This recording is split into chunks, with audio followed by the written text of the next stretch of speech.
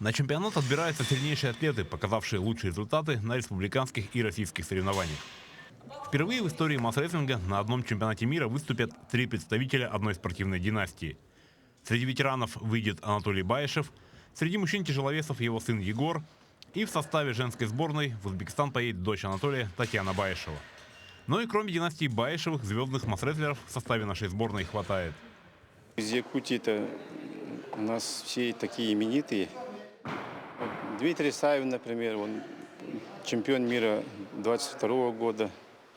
Наталья Черноградская, чемпионка мира. Ирина Северюк, чемпионка мира. Так.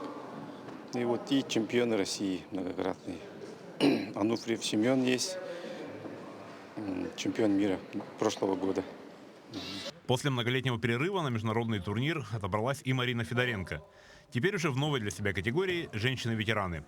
6 лет Марина не выходила на международный помост, так что к чемпионату мира в Хиве готовится очень усердно. Подготовка идет полным ходом. Можно сказать, уже заканчиваю.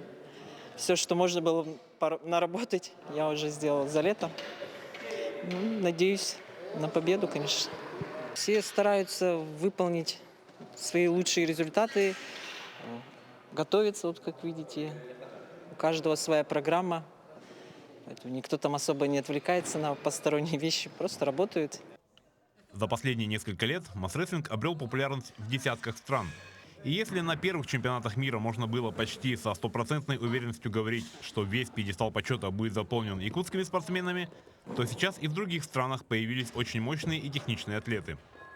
Но тем интереснее соревнования и сильнее интрига, кому достанутся золотые медали. Александр Хавренко, Владимир Павлов, Якутск.